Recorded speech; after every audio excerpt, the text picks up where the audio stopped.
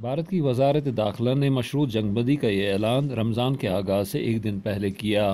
ऐलान का मकामी भारत नवाज सियासी जमातों और लीडरों ने, जिनमें वज़ीर आला महबूबा मुफ्ती भी शामिल हैं, खैर मकदम किया है। रमजान के इस मुबारक महीने में लिया गया सीज फायर का फैसला, उसके पीछे की सोच यही है कि कश्मीर के हर नौजवान को स्थिरता मिले और विकास मिले।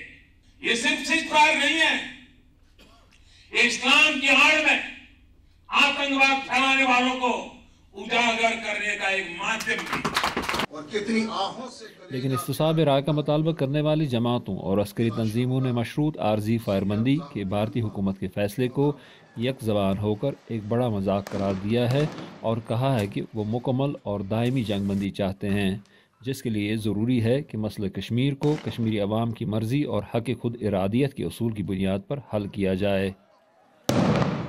Basic thing is unless the until इसका कंप्रहेंसिव प्लान नहीं है कि by what next Pakistan, Kashmiri और हिंदुस्तानी बैठे फिर इसका हल निकाले। जब तक ये चीज़ें नहीं हो जाती है तो ये एक महीने का आप मेरे ऊपर रहम कर रहे हो, ये तो कॉस्मेटिक मेजर है। क्या खुदा के लिए ये कोई इससे कोई फर्क पड़ सकता है ज़मीन पे?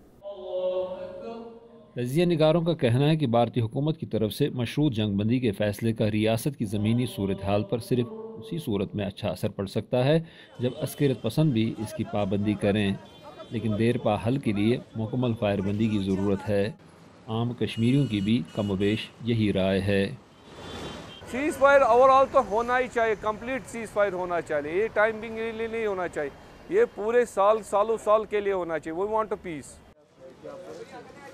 सीज़ फायर अगर इनको करना ही था, इन्होंने चलो रमज़ान के मंथ को खाली किया, बट एक चीज़ है ना, ये ग्राउंड लेवल पे होनी चाहिए। पहले सीज़ फायर जो है ग्राउंड लेवल पे होना चाहिए। ज़ुबैर डार के साथ यूसुफ जमील, उर्दू VOA, श्रीनगर।